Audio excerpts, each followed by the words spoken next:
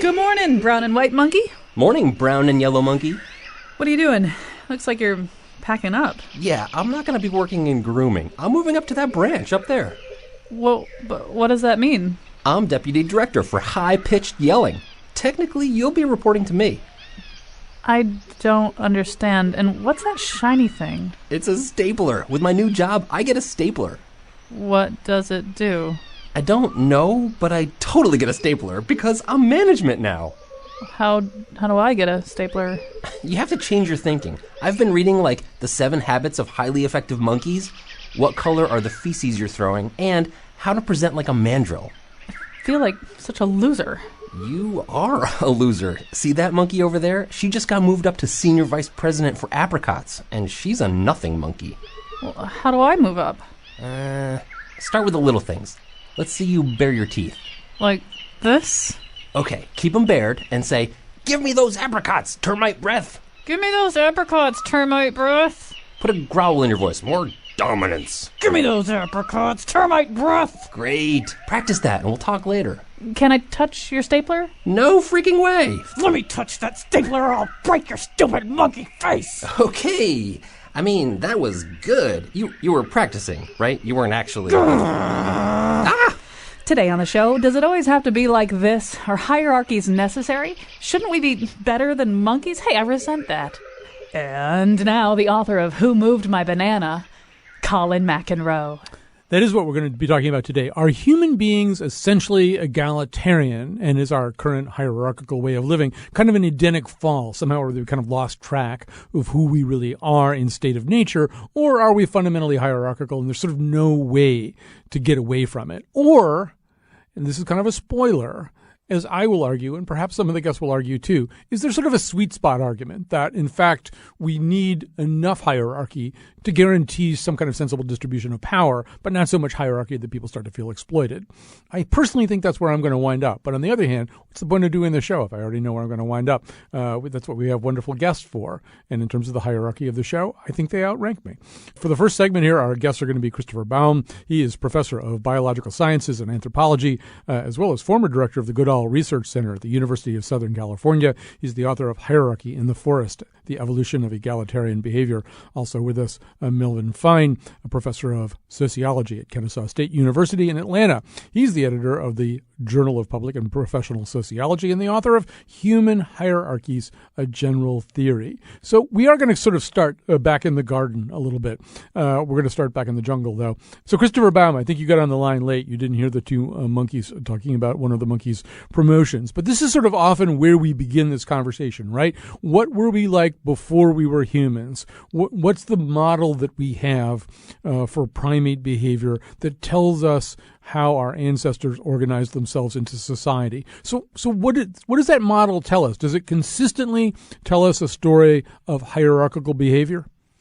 This is a very interesting question because chimpanzees and bonobos are the best models for our ancestral behavior, and both of them live in hierarchies. That is, they have alpha males, and they have beta males, and they have males on down the line.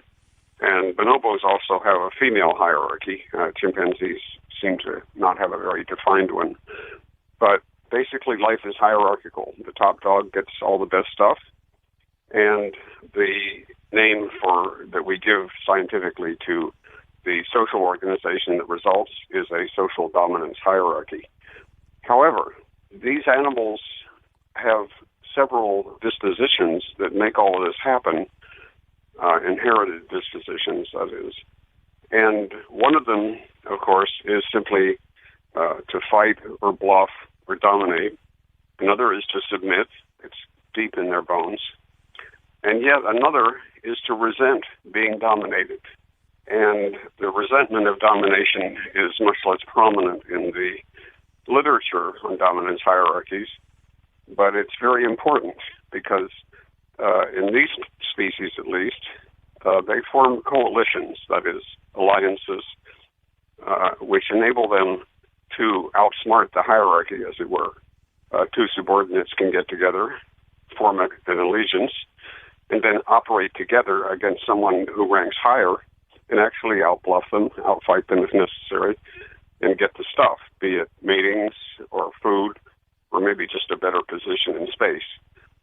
So hierarchy is not just a set dominance order in which the top dog overpowers the one below him and so forth on down the line, but rather it's a system in which individuals can form competing coalitions even though they're subordinate and raise their own dominant status.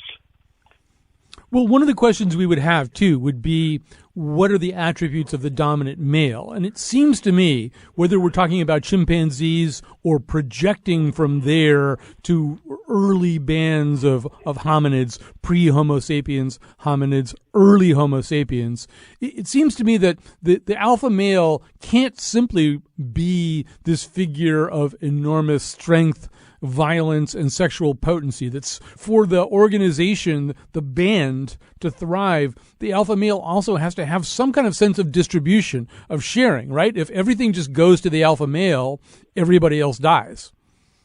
No, that's not true. The alpha male flourishes, and the rest of them flourish a bit less well.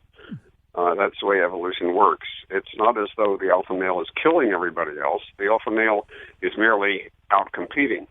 Anytime that I've watched a group of chimpanzees approach a tree with really great fruit in it, what you see is a very subtle bending of everybody away from the alpha male. The alpha male goes straight to the best spot in the tree. Everybody else gets a spot too, depending on their rank. And they're all eating. So everybody's eating, but the alpha male's eating just a little bit better than everyone else. And that does assure him better reproductive success. He will have more surviving offspring. And this, of course, will keep alpha male characteristics in the genome. We also know that it to use the vernacular, it sucks not to be the alpha male. I mean, you look at vervet monkeys, lower ranking vervet monkeys have serotonin levels that are half of those of alpha males, and low status yellow baboons have elevated levels of the stress hormone cortisol. That there are indications that, and as you sort of suggested earlier on in the conversation, that the lower level primates in some kind of hierarchy, they're not happy about it. Yes, they're not happy about it, and that's the motivation for their forming these subordinate coalitions, which actually increase the power of subordinates because they can act together against a single alpha male or higher ranking male. It isn't necessarily the alpha.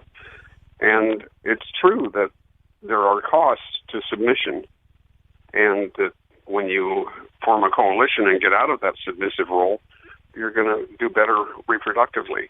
So there are evolutionary pressures, both for alphahood, as it were, and for individuals who rank lower to form these alliances in order to advance their reproductive success.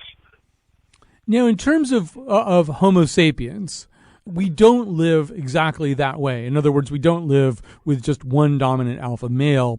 What do we know about the history of Homo sapiens? Was there some point, and it might have been a spear point actually, at which they veered away from the kind of structure that you're describing in primates? Well, first let me disagree with you about the nature of our alpha males. It depends on what country you live in. Mm-hmm. If you lived in Iraq under Saddam Hussein, you were living under a despotic alpha male. Mm-hmm. It happens many places in the world, although democracies, maybe around 50% of the world's nations are democratic. But to go back to prehistory, humans, if you look at the hunter-gatherers who are the most like the people that were living 50,000 years ago, these were hunter-gatherers, they were mobile, and they were egalitarian. And anthropologists have used the word egalitarian millions of times because it's so important. And egalitarianism in a hunter-gatherer band means the following. The males, among themselves, insist on political parity. That is, everyone is defined essentially as equal. They know that some people are stronger, some people are better looking, some people are better hunters, and so on. But nobody is allowed to boss around anyone else among the adult males. Nobody is allowed to assert his own prerogatives in ways that are self-aggrandizing, that is, to boast or brag or put yourself above others. As a result, you have a group that is ideologically oriented to equality among the males. Doesn't apply to children, seldom applies to females, at least not fully. But among the males, you don't mess with them, because if one of them messes with the other guy will be armed. These guys, they go around armed all the time with lethal hunting weapons, and the weapons tend to equalize the politics of the group. Although that sounds potentially hierarchical. I mean, I want to add Melvin Fine to this conversation. So, Melvin Fine, you're listening to what Christopher Baum is saying. One of the things that people who study hierarchies, and particularly historical hierarchies, do try to figure out is at what point the kind of egalitarian structure that Christopher Baum is describing was no longer practical or no longer practiced. So do you have a demarcation point, a sense of where we veered off in a different direction? Well, first of all, I would say that we were never completely egalitarian, although, yes, indeed. I think of this Gerhard Lenski, who talks about social distance between the top and bottom in hierarchies. And among hunter-gatherers, the distance between the top and the bottom is very slight. But you still had leaders of the band, of the hunting band, and so on. But they did indeed have to worry about their colleagues a great deal. Now, what has happened with human beings is that as we have evolved our various ways of surviving, see, we're social generalists. Unlike many other creatures, we have many, many ways of earning a living. And one of the things that happened is we went from hunter-gatherers to farmers, agriculturalists, and ultimately into an industrial society. And instead of having one way of earning a living, we have many, many different ways to earn a living. And whereas if you have a small group with maybe 20 men or something like that, you have one major hierarchy. In our society, our mass society, there are many, many hierarchies.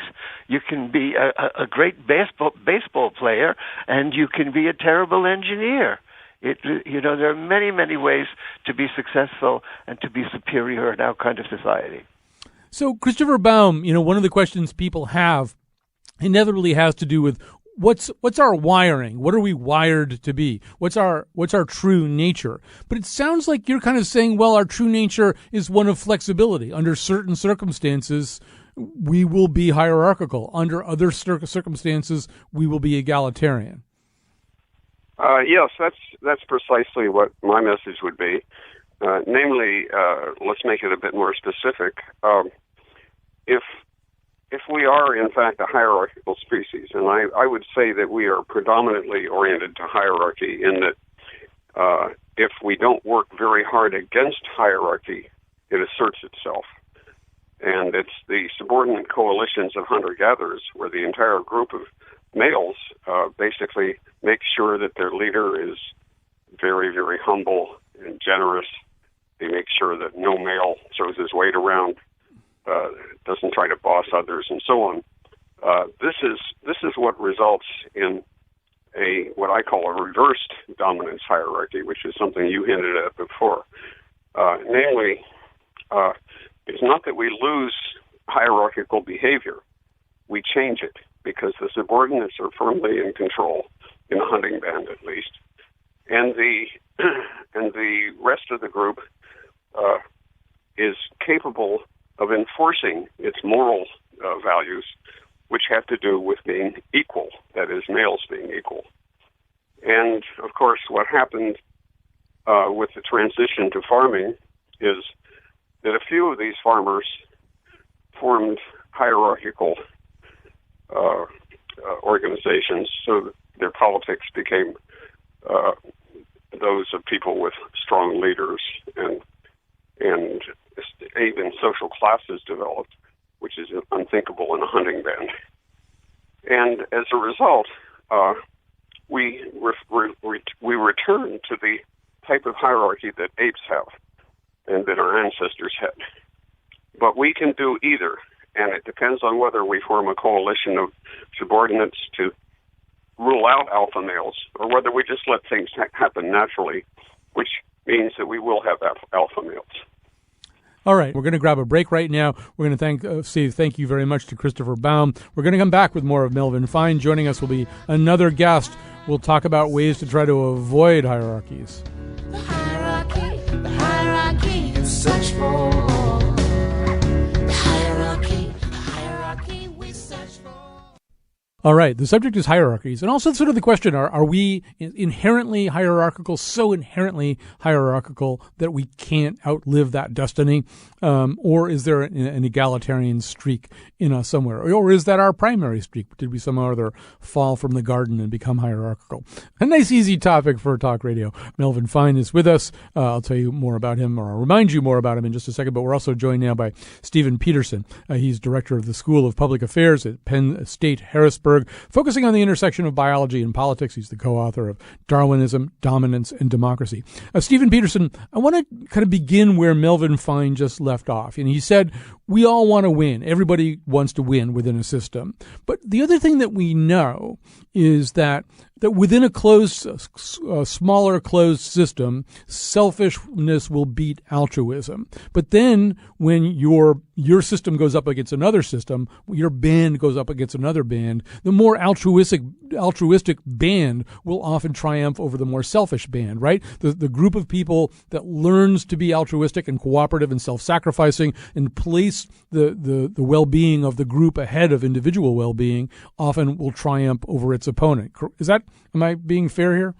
I think that's fair. There's been an awful lot of work done on altruism, cooperation, and such. And to say that, for example, humans are just inherently self-centered obviously isn't correct as you phrase the issue there. And certainly cooperation and altruism can become very important when you have groups conflicting with one another. In a sense, the willingness to risk injury and so on behalf of the group is something that, when there is conflict, can be very positive in terms of winning and losing.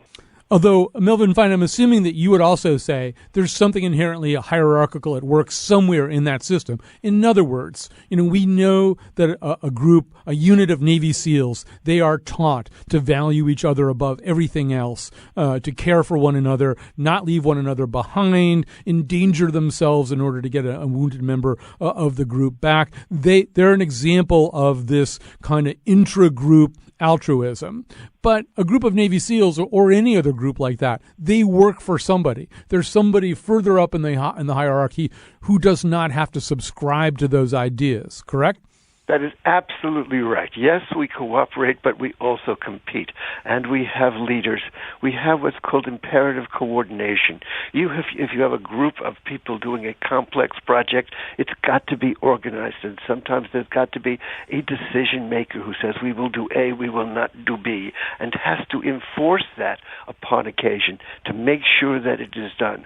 Cooperation is all well and good, but were we exclusively cooperative, we would never have succeeded as a species. Being hierarchical is one of our great virtues. So, but Stephen Peterson, one of our other virtues or inclinations, as we look across the span of history, obviously we see hierarchy, lots and lots and lots of hierarchy, but we also see attempts to do something differently, attempts even going on right now to organize oneself around or people around the notion of a commons. You look at some of the Scandinavian societies where there does seem to be an emphasis on bringing everybody along together. Is it necessarily the case that we can't completely purge ourselves of our hierarchical natures? Well, I think purging ourselves completely is probably a bridge too far. But certainly if you look at human societies, from small groups to larger entities, there are both cooperative elements and then the competitive elements along the lines of hierarchy. And certainly there are gradations across society. In some societies, there is much greater inequality than others, so that there is variation across countries if we're looking at that particular level of analysis. And then the question is, why are there such differences going beyond just either are they cooperative or hierarchical, and so on. Well, and do we have answers to that question? Why do those differences exist? Well, if you look at economic inequality, which again you can say there are hierarchies in terms of the economic system. One of the standard views is that the more unequal the level of economic inequality, the more difficult it is to see democratic governments in action. And again, not to romanticize democratic governments, we're hardly out of the hierarchical woods in a democracy. There will still be hierarchies there, but the point is that economic inequality can affect, in this case, political or power differentials. And Melvin Fine, it sounded like you were ready to chime in there too. I mean, I'm fascinated by this question. That, for example, I don't know, we did a show about Finland and particularly looked at the Finnish educational system. And one of the ways in which the Finnish educational system, at least nominally, in terms of what it avers to, differs from the American system is there actually really is a notion of no child left behind. That they are offended almost by the idea that one group of children would prevail, would succeed in a way that they would rather have everybody being pretty close to the same level than have people break out into a kind of excellence that isn't enjoyed by the other children. And if you try to introduce that idea into American society, you'll be shouted down. It actually troubles us. So it does seem anyway there's variation within the human race on questions like this. Well, I'm certainly one. I'm not an egalitarian in this sense. I believe in meritocracy. What I want is not everybody equal. What I want is equal opportunity. I want people to be able to rise according to their merits. And therefore, I want social mobility. I want a system where people can succeed if they are able to succeed, if they have the ability, if they put in the effort, if they do the job. I don't want to make everybody the same, because the only way to do that is not just to have mediocrity, but sub-mediocrity. We would be destroyed as a nation if we did that. And Stephen, I'm also wondering, just to go back to what you said before, I asked you, well, can the human race purge itself of hierarchical qualities? And you said probably not. I mean, I think that stands to reason simply because any system that we're talking about, whether it's the Finnish education system or something else, has to have at least enough of a hierarchy to distribute power, right? I mean, if in fact we're all just completely independent actors and nobody rules over us and there's no hierarchy, then there is no way even to distribute power or administer the principles that somebody's articulated. Well, it certainly seems to be inherent among us humans that hierarchy helps to organize decision-making, collective activity, and so on. One of the interesting questions when you bring up Finland is why in some societies does it appear that those tendencies may be a bit more muted than in other societies? And I think that's a very interesting question, and a colleague of mine and I once asked that with respect to democracy. How does democracy arise when, again, the default option among humans is often hierarchy? And one of the things is that humans can end up coming to believe in ideas that may move against some of those tendencies. My colleague and I use the term indoctrinability to describe that. So it may be that to some extent, adopting certain values may, to a modest extent, mute hierarchy, certainly not get rid of it. But you see strange things among humans. We talk about the importance of leaving offspring as a product of natural selection and evolution, and yet we see at Masada, at Jonestown, group suicides, which seem to move absolutely away from that notion, and yet it appears that their values were such that they behaved in a way that really goes against the desire to leave offspring. But again, I think that to say that can get rid of hierarchy is, again, a bridge too far. Yeah, and certainly if you look at something like Jonestown, well, that's a fundamentally hierarchical system. It couldn't be more hierarchical. In fact, all power and notions of truth, all authority vested in one single highly charismatic figure. In fact, what people have agreed to do in that situation tacitly is to participate in an ultimately hierarchical system, but not even the kind of complex hierarchical system that we expect with that larger group of people. You're correct. I think that you could say that there's an interaction there. The values were such that it reinforced the leaders saying, here's what we have to do. Melvin Fine, I think another interesting way to look at this is to look at what human beings do when you put a bunch of people who don't know each other together in a new situation. And so, I mean, famously, this was done in the Zimbardo Stanford prison experiment, where you had these groups of students who were placed into these role-playing situations, and they really completely gravitated almost immediately towards these very hierarchical and aggression-based models of behavior. But you don't really need to do the Stanford prison experiment. You can look at prison, right? Prison is a situation in which a whole bunch of people who haven't voluntarily formed a society are extracted from their previous society and placed in a new one. What does that teach us about hierarchy? Look, we human beings are forever comparing ourselves with one another. We want to know who's taller, who's shorter, who can jump higher, who can shoot a basketball better, who's a better talker, who is smarter, who is whatever. We always want to be better. We all want to be special. We always want to be the favorite one, for heaven's sakes, wherever we are. So you put us together, yeah, people compete. And especially if they don't know one another, if they don't have previous relationships, if they don't have rules constraining their behavior, then yes, things can get out of hand a bit. In point of fact, in societies such as ours, we are not just thrown together. We get together under very structured kinds of circumstances. And this constrains our hierarchies. It channels them in some directions and not others. In other words, I am saying there are many, many ways in which our hierarchies are organized. Not just ideology, not just morality, although those do, in fact, play a part.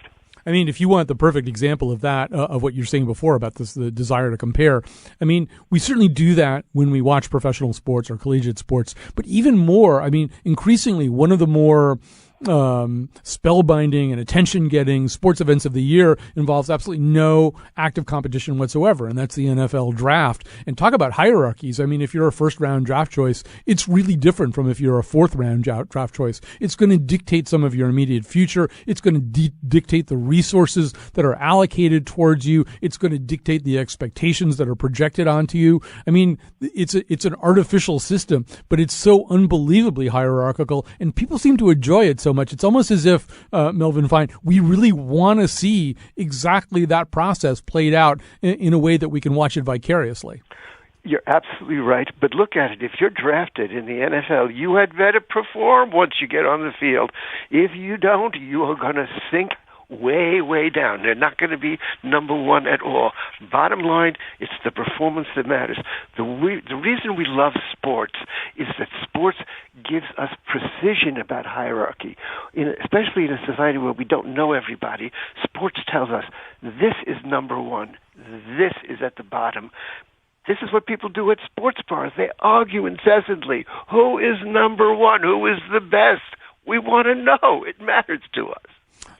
Stephen, are there examples of intentional anti-hierarchical systems, societies, experiments, things that worked either short-term or long-term?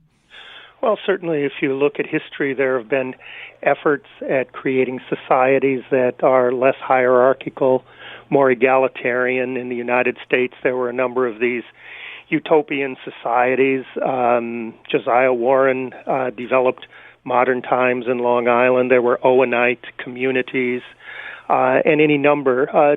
Most of these tended to be small in size, and their life expectancy was not very long necessarily. But the fact that these experiments develop, to me, is very interesting. It's almost as if some groups are trying consciously to move against natural impulses of hierarchy. And in the economic sector, for a while, there were numerous employee-owned businesses in the plywood industry in the Pacific Northwest where the employees weren't necessarily the ones running the company, but they had a fair degree of influence over the country. And if you look at the Spanish Civil War, you would find anarchists, you would find socialists, you found Trotskyites, some more hierarchical than others, but again, each one trying to move against the hierarchy that had characterized the country earlier. And again, certainly the communists were not democratic, but again, there were these different impulses, again, trying to create new structures, new societies, some much less hierarchical than others.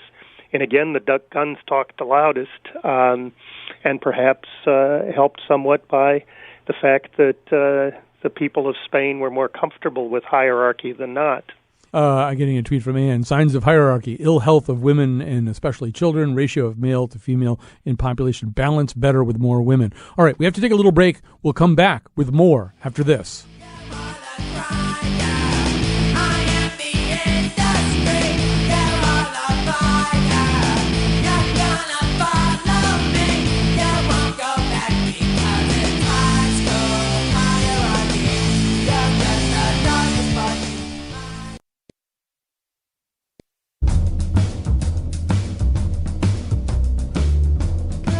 I don't mind being part of a hierarchy. I mind being part of a lowerarchy. Today's show was produced by Josh Nalea and me, Kyone Wolf. Our interns are Hallie St. Germain and Alex Dubin. Greg Hill appeared in the intro and tweets for us at WNPR Colin, and Katie Tolarski is our executive producer. The part of Bill Curry was played by Sir Patrick Stewart. For show pages, articles, and videos of the Faith Middleton Show staff's prison experiment, visit our website, wnpr.org/Colin. On tomorrow's show, meet a chamber music quintet that covers Radiohead. And now, back to Colin. We're talking about the nature of hierarchy. We're talking to Melvin Fine. He is professor of sociology at Kennesaw State University and the author of several books, including Human Hierarchies, A General Theory. Stephen Peterson is director of the School of Public Affairs at Penn State Harrisburg, and his books, and he's the co-author of Darwinism, Dominance, and Democracy. I want to talk, Melvin Fine, just for a moment, talk to both of you about the Internet. So the Internet is in some ways one of the newest societies to be invented. And there certainly was a notion at the start of the Internet that it would be more leveling, less hierarchical, that, on the Internet, nobody even knows who you are, nobody knows that you're a dog, so that you can participate on a relatively level playing field. And if we want to narrow the focus a little bit from the Internet, we can even talk about Wikipedia. Wikipedia was supposed to be this kind of utopian, commons-oriented, communitarian system of agreeing about information. But it seems to me, Melvin Fine, that even there, hierarchies almost have to emerge. I don't know. How does the Internet look to you? Or if you want to be specific, how does Wikipedia look to you? Of course there are hierarchies. Not everybody is paid attention to on the Internet. Not every blog is read. Of course not, for heaven's sakes. And as to Wikipedia, it's sort of like, it's pretty darn good when they do neutral subjects. These things can be really excellent. When they start to get controversial, now ideology comes in, and you get competition, and you get the people who are making the decisions deciding what is going to be there and what is not going to be there. I mean, there's no such thing as something that is completely unstructured. It would be so wild that nobody could even make sense of it. Although Stephen Peterson, sometimes theorists think about what would it be like if I lived in a society where I just worked on things that I enjoyed working on. In other words, if division of labor were done that way, if I just did the work that I enjoyed doing and other people did the work that they enjoyed doing, and nobody structured that work, nobody bossed us around, we just made choices based on that. But it does seem that sooner or later, once again, these hierarchies emerge. Well, certainly I think that you're correct there. For an economy to operate, there has to be some degree of division of labor. There have to be people playing certain roles and so on. And in market economies, the market itself helps to move people in one direction or another where there's greater demand. And if you look at command societies, then the government or whatever ruling group there is may end up having a role in who does what. But certainly there needs to be some sort of structure, whether it's market or some central authority, in order to make sure that we get the goods and services that we need delivered properly. Although, Stephen, it does seem as though, markets are a really interesting example. So a market, it has structure, but in order to function, it can't be completely hierarchical, right? In other words, I can't insist on deriving. Well, I could try to rig it through credit default swaps and not telling people what I'm doing, and I can kind of go Goldman Sachs on you and try to fully take advantage of you. But really, in an odd way, a market does represent that sweet spot between hierarchical behavior and egalitarian behavior. If I insist on deriving 80% of the advantage from the market, nobody's going to participate in the market with me, right? It has to be a little bit closer, or maybe even a lot closer to 50-50. Well, in markets there is competition, and a number of the players try to make sure that they come out in better shape than others. Markets have failures built into them where they don't really perform as an ideal type, and this can create distortions, which can often mean, again, a degree of hierarchy. If you look at large corporations, in some sectors, you have a very small number of organizations that dominate an industry, meaning that we have pretty clear distortion in the operation of markets. They can be large enough to prevent entry into that particular arena. We've seen that in the auto industry before, where new entrants just don't have the ability to make it because of those who already are dominant in that industry. Melvin Fine, this sort of goes also back to what you were saying before, which was that you want equality of opportunity as opposed to enforced egalitarianism. So once again, a market is a really interesting vehicle when you look at that. If there's extreme inequalities, ultimately the market won't work unless it's imposed on people by force, by some outside entity. For an actual market to function, there has to be at least, or what Stephen just said, you have to be able to believe that you could win in the market. There's got to be some plausible argument that you as a participant have a chance of winning. In a large market, you have to have mechanisms to prevent cheating, because in a large market, people can fool one another. So that's why we have governments, for example, to make sure that there's rules against lying or what have you, or rigging the stock market or whatnot. Nevertheless, markets are about exchange, and they're about exchange of values. And people don't become successful in the marketplace unless they have value to exchange. In other words, Amazon.com has made Jeff Bezos very, very rich. There's no question about that. But he has given value to millions and millions of people. You know, I buy books from him all the bloody time. I'm not upset that he is a billionaire now, because I benefit from what he has achieved. Okay? And as I'm personally not envious at all, as long as I have an opportunity to pursue what I'm interested in, for example, writing the books. I'm relating this a little bit to, I'm in the middle of reading Wolf Hall right now. And so Wolf Hall takes place in the time of Henry VIII. And so there's an example of sort of old school hierarchy, divine right of kings hierarchy, except that part of the message of Wolf Hall is that Thomas Cromwell, this aide to Henry VIII, is one of the first globalists. He's really begun to see that markets are going to become a lot more important. And in some ways, they are going to supersede even the powers of nation states. That, they're hierarchical in their own way. A banker in Antwerp has a lot more power than, some pawn of the market. But that there's some way in which they triumph over over the old style of hierarchicalism. Although I suppose in their own way, markets are hierarchical. I'm not really organizing that into a question, but go ahead. It strikes me that we are a middle-class society, the first predominantly middle-class society in the history of the world.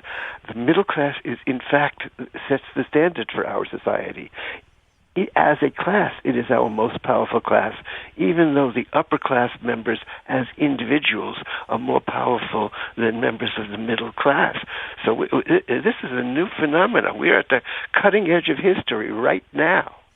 All right, we are going to have to start winding this conversation down. I don't even know if I dare ask anybody else another question. I do, first of all, want to thank Josh Nalea for producing today's show, and let me also thank Christopher Baum. He was our guest early on, former director of the Goodall Research Center at the University of Southern California and the author of Hierarchy in the Forest, Evolution of Egalitarian Behavior. Melvin Fine, he is a professor of sociology at Kennesaw State University in Atlanta, and Stephen Peterson, our other guest. I have to scroll down to where I beat Stephen Peterson. But he is a professor at Penn State Harrisburg, and his book is he's the co-author of Darwinism, Dominance, and Democracy. Once again, thanks. A couple of things that I would sort of recommend. We've got a couple of seconds left here. Look at the work of David Bollier. He's actually been on our show before, but if you just go on to his site, just Google David Bollier. Bollier. He's one of the people looking at this whole question of the commons. How can we in fact, get past some of the hierarchical structures and live on a more egalitarian basis. But I would recommend him. And then think a little bit more about Wikipedia. I read a really interesting article about Wikipedia in the sense that it's not really non-hierarchical. It sort of devolves into these systems where people just assert themselves with no system to distribute power. People just grab power on Wikipedia. Wikipedia fascinates me. All right, thanks for listening today. We'll be back tomorrow.